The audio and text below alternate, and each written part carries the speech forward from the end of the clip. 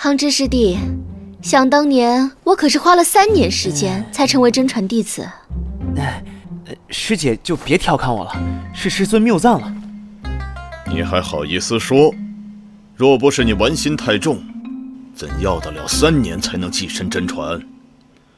还有你，整天就知道跟灵兽泡在一起，不好好修炼。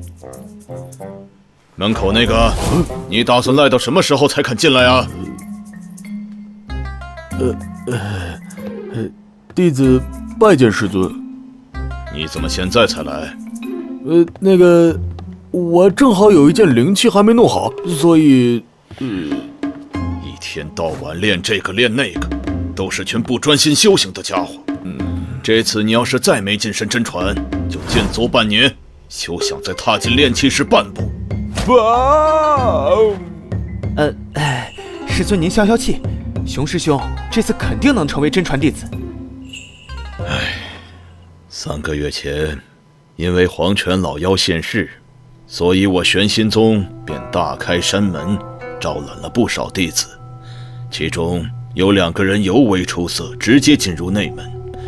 一个是有着上古轩辕家血脉的家族次子，小年纪便已修炼到5品巅峰；一个是古月商行老板的独子，所学法术驳杂而冷门。此外，身上有诸多灵气傍身，这次的内门大比，你们俩恐怕难喽。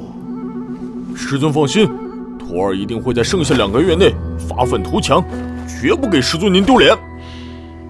但愿如此。言归正传，此次找你们前来，是有另一件重要的事情要宣布。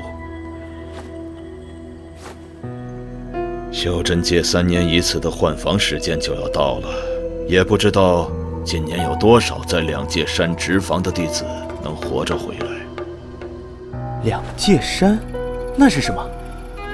每个宗门的真传弟子，既是薪火相传的重要砥柱，也是我们人族修真者的一道血肉防线。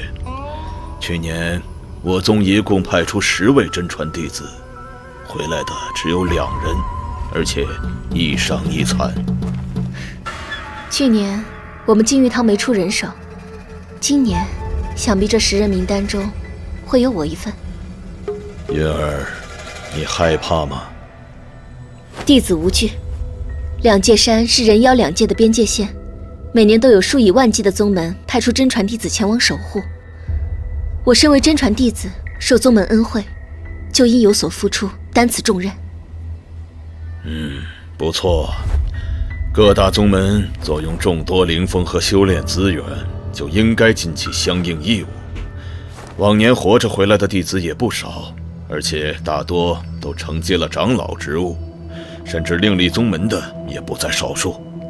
只是最近3年，妖兽入侵似乎过于激烈了些，你行事务必要小心谨慎。弟子明白。好了，为师明日就开始闭关，亲自为你炼制一套法器，祝你安全执访2界山。多谢师尊。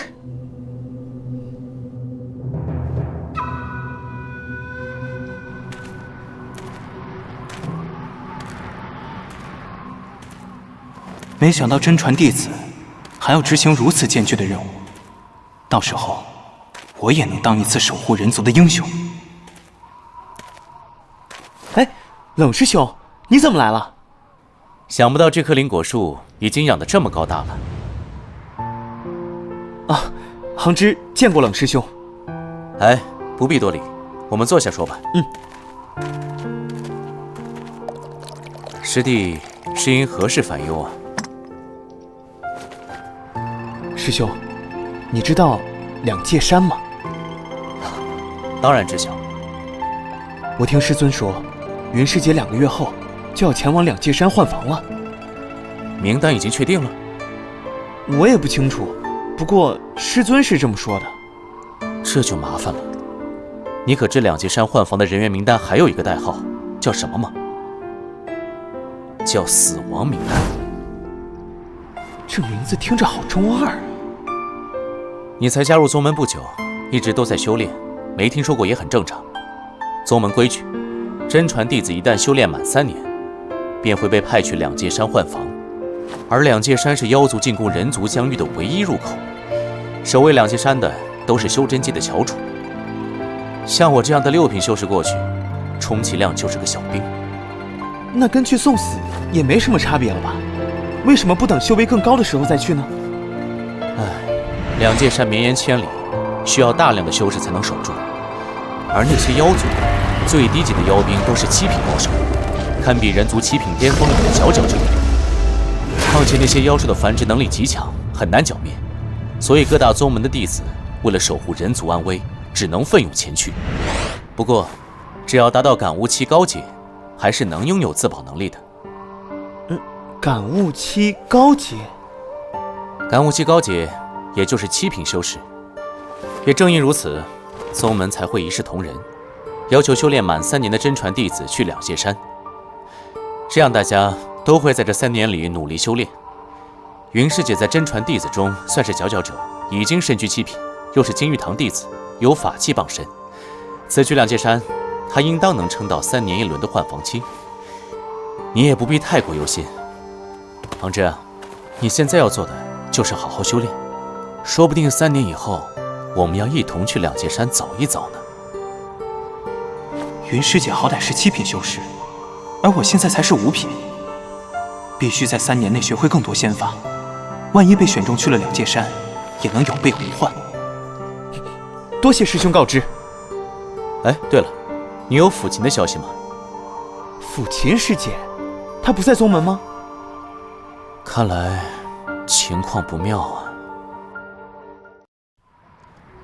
半个月前，紫云镇传来消息，说他手下一支商队突然下落不明，他便急匆匆地赶了回去，到现在都没有音讯。我还以为他会跟你联系。啊，这么说，抚琴师姐已经离开宗门半个月了。不错。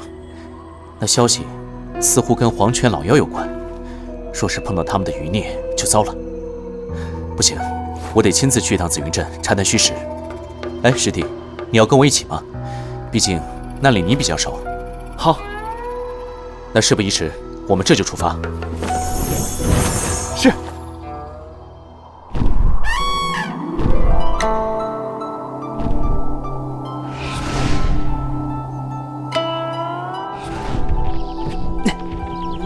杭之，大牛，好久不见了。蒙小姐看得起，给了我一个管家的差事，还传了我几门术法。现在我已经是1品修士了。你们小姐可在府上？小姐出门了，还没有回来。师姐出去多久了？你知道她去哪儿了吗？7、8天了吧。小姐当时带人去打探世宗商队的消息，应该是往鹿城方向。鹿城，不是被黄泉老妖毁了吗？回禀陆管家，鹿城虽毁，但鹿城附近有许多不错的灵物产出。小姐认为我们紫云镇距离鹿城最近，于是就想抢先一步将那边的灵物垄断过来，增加府上的收入。那师姐为什么要去鹿城呢？原本前往鹿城运输灵物的商队，每次都由卫营组织护送，也一直都很顺利。但就在半个月前，商队连同所有参与护卫的卫营修士一起神秘消失了。小姐派人调查多日都没有结果，便亲自带人前去查探，至今未归。抚琴师姐多半是出事了。此事我玄心宗不能坐视不管。师弟，你暂且坐镇紫云镇，我沿途去查探一下，看能不能找到些蛛丝马迹。倘若看到我发出的信号，你就立刻回宗门禀报。哎，师兄，要不我和你一起去吧？不行，你千万不要妄动。紫云镇上数以万计的性命，都在你一念之间。大牛，这段时间紫云镇上可有发生过什么特别的事情？好像没什么特别的事情。我倒是想起一事，自从小姐掌握卫营和坊事后，紫云镇所有的权力都集中在朱府，包括许阁老和原卫营阁老吴之初，如今都成了小姐麾下客卿。不过有一次拍卖会上，镇守大人为了一物，差点对许阁老大打出手，有些古怪。镇守大人，现在的镇守还是冯庸？不错，正是他。以他的性子，怎么敢跟许阁老叫板？小姐倒是也觉得奇怪，冯庸向来处事低调，特别是对几位阁老更是尊敬有加。如今许阁老虽然居于小姐之下，但依旧是紫云镇的实权人物，他却一反常态。这冯庸虽说也是3品修士，但不过是3大世家推选出来的傀儡罢了。平时处事谨小慎微，能让他不顾后果的争抢，肯定有问题。他们当时争抢的是何物？一枚黑色珠子。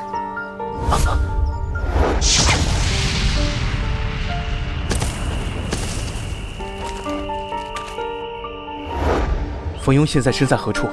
立刻请他来见我。是。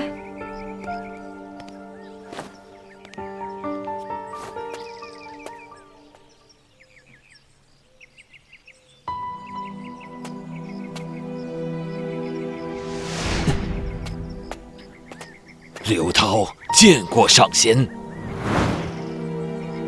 这才多久，这小子就已经5品修为了。这些年，我当真有眼无珠。哼，多日不见，刘修士的精神越发好了。这是我寺院中栽培的精华灵果，此次回来特地给你带了一份，聊表心意，顺便询问你一些事。哎呀，上仙抬举，刘涛愧不敢当。上仙尽管吩咐，在下定当知无不言，言无不尽。最近，你跟那个人还有联系吗？哎呦，上仙饶命啊！我早就跟那人断绝来往了，还请上仙明鉴。早在半年前，我还是在你这儿当差，就发现每隔一段时间，就会有一个装扮神秘、气息阴冷的修士来找你。现在我才反应过来，那人分明是个鬼修。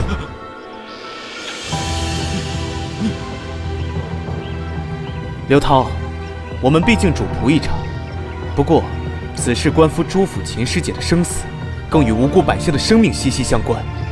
我劝你想清楚了再回答，否则我就只能将你带回玄心宗，交给戒律堂发落了。哎呦，不要啊，恒志，我真的不知道那人的身份呢。4个月前，玄心宗强者一口气灭了无数鬼修，我就再没碰到过那人了。好，是要我用测谎术吗？我要是现在说出来，你能留我一条活路吗？只要你给我一个满意的答复，我就不会将你跟鬼修往来的消息透露给任何人。好，我说，我什么都说。哎呀，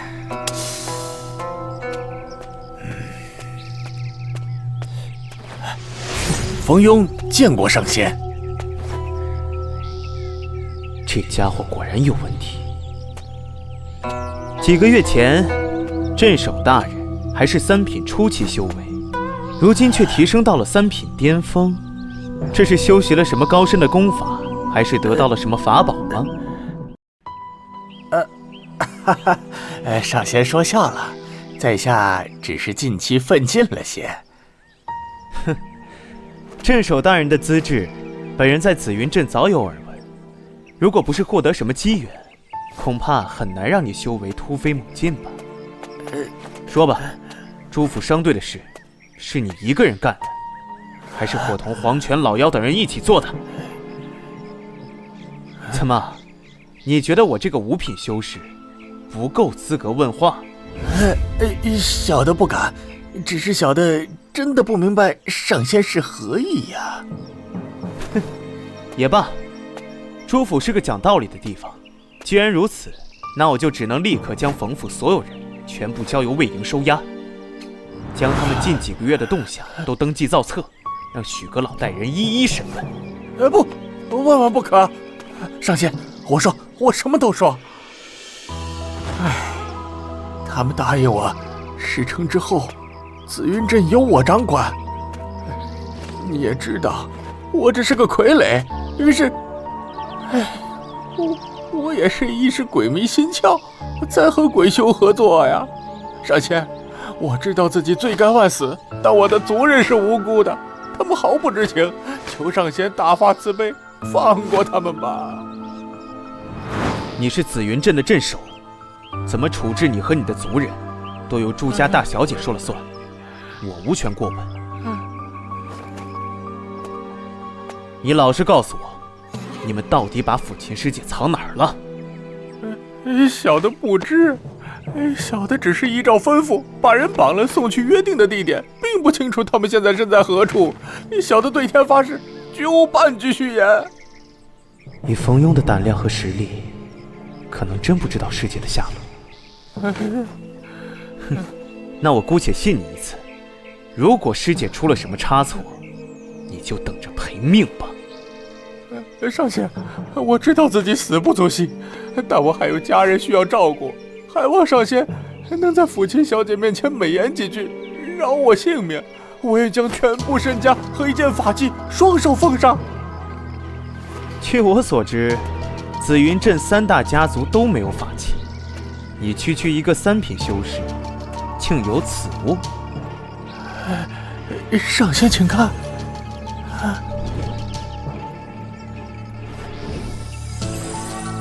这是什么？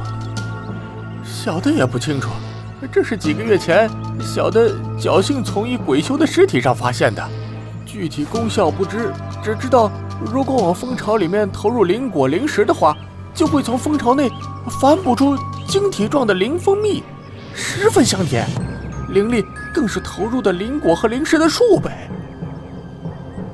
灵蜂蜜，这不就是高端制造的法宝吗？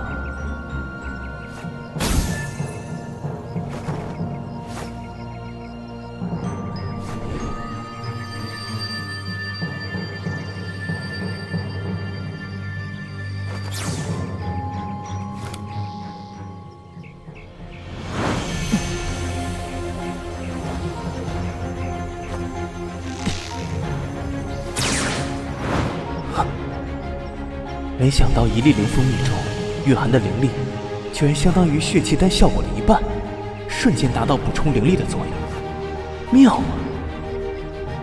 一旦外出历练，它就是极好的补给良药，能让我的灵力始终保持巅峰状态。你的条件我答应了，不过死罪可免，活罪难逃。这样吧，只要你自废修为，终生囚禁于魏营大牢，你的族人便不会受到牵连。我自知做出此事已难容于修仙界，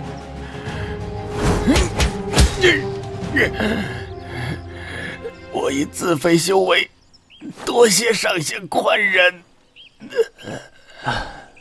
早知今日，何必当初呢？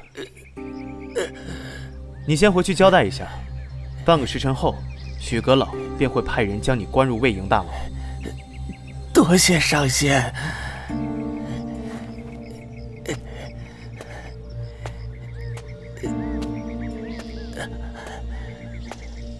现在就等冷师兄那边的消息了。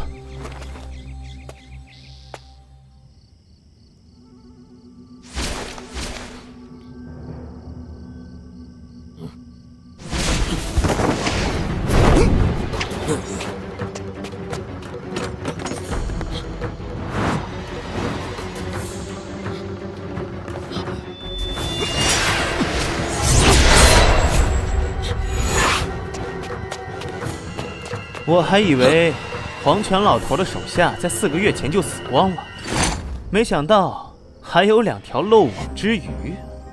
哼，有意思，不愧是玄心宗的内门弟子，倒是有几分实力。这2人都是4品鬼修，实力不在鬼窟之下，以1敌2，正好试试我的7剑阵。你们这2只老鼠，来我朱府有何贵干？废话少说，冯庸的法器是不是在你手里？赶紧交出来，或许我们可以考虑让你死得痛快点儿。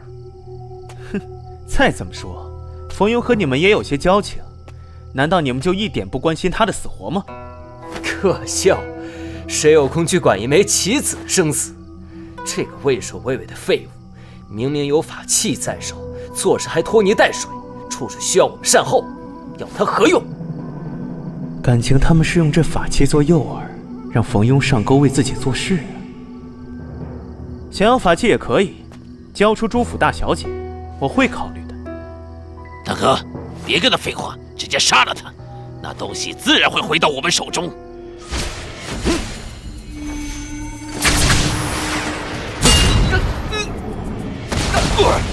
无品剑气，怎么会？大哥，情报有误，我们快撤！现在才想跑，太迟了！一念三动。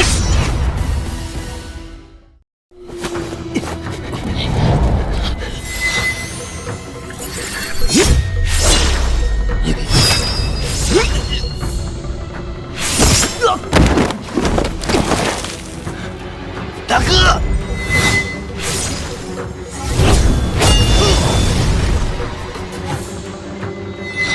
小心！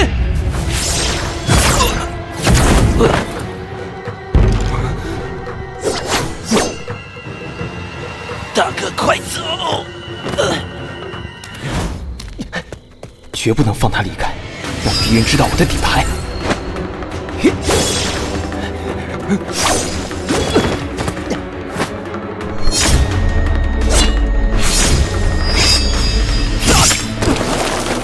臭小子，我师尊会为我报仇的，到时候你一定会死得很惨。死到临头了还敢嘴硬，赶紧说出我师姐的下落，否则……你师姐，那个蠢女人现在就在路上，有本事你就去找啊！还在路上。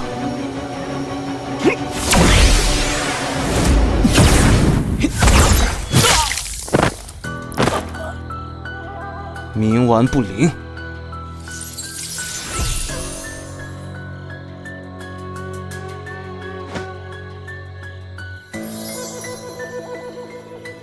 又是魂珠。话说冷师兄为何迟迟未归？莫不是那黄泉老妖此刻就在路上？啊，不好！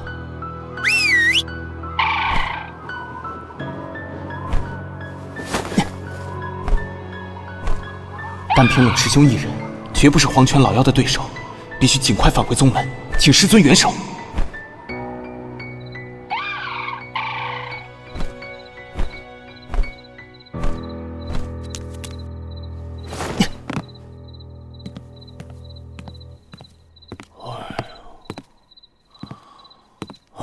师弟，你可算回来了。熊师兄，师尊他们呢？几个时辰前，师尊就带着吕梁和云师姐他们去了陆城，并嘱咐我在此等你。去了陆城？难道师尊早就知道了？不错，上次围剿黄泉老妖的行动不算完满，师尊不放心，便特意嘱咐几名真传弟子随时待命。正好刚才冷无涯传讯回宗门求援，师尊他们就立即赶去了。既然如此，那冷师兄多半无碍了，也或者说，包括师尊在内，他们老早便洞悉了黄泉老妖的行动。冷师兄思虑之周全，果然非常人所及。他让我留守紫云镇，也是怕我犯险。罢了，这次我也算收获颇丰，不但意外得到了一个好处甚多的法器，以及2枚魂珠，还和2个4品鬼修一较高下，在实战中运用了7七剑阵。师弟，你想什么呢？哦，没什么。你呀，小小年纪，心思倒是挺多。行了，既然你安全回来了，我就要回去练气了。哦，师兄慢走。7七剑阵不愧是上品法术，以我现在的实力，对付普通的5品修士，应当不在话下。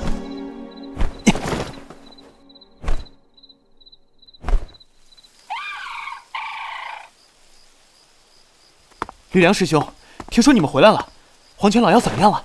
抚琴师姐呢？师尊和云师姐在哪儿呢？别着急啊，师弟，听我给你慢慢道来。这次啊，那黄泉老贼真可谓是元气大伤啊！不但丢了一条手臂不说，还被咱们师尊一路追杀，逼得使出了血遁之法，才侥幸保住一命。这样的阵容，他都还没死啊？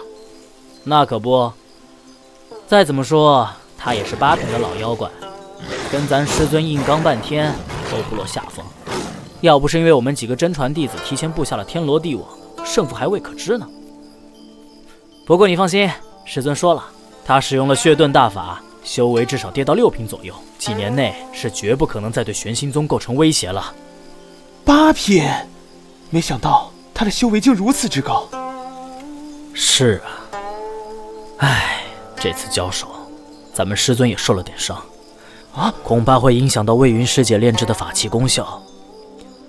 眼下师尊去内门别的长老手中换些比较强力的法器了。师尊受伤了？唉，没事儿，小伤而已。咱们师尊可是硬朗得很，好在你抚琴师姐安然无恙，那黄泉老贼也元气大伤，已经是很不错的结果了。至于云师姐那边嘛，她回去修炼恢复去了，毕竟马上要去两界山了。我到时候把我那只最擅长逃命的灵狐送她。你呢，就尽己所能，给师姐准备几千个精华灵果就好。灵果、灵蜂蜜，我怎么把它给忘了？太好了，多谢师兄提醒，我想到要送师姐什么礼物了，我这就去准备。告辞。就几千个精华灵果，至于这么开心吗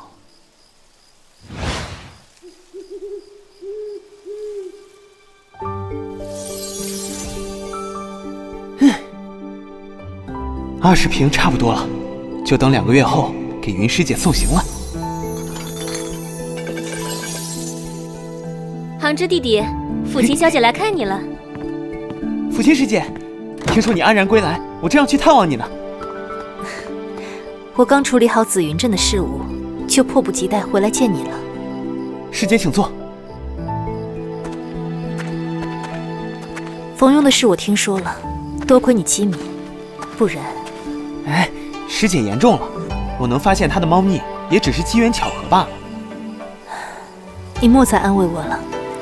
经过此事，我总算看清自身实力的不足，日后定要更加勤勉才是。倒是师弟你，独自一人就解决了2名4品鬼修，相信不久后必能跻身真传。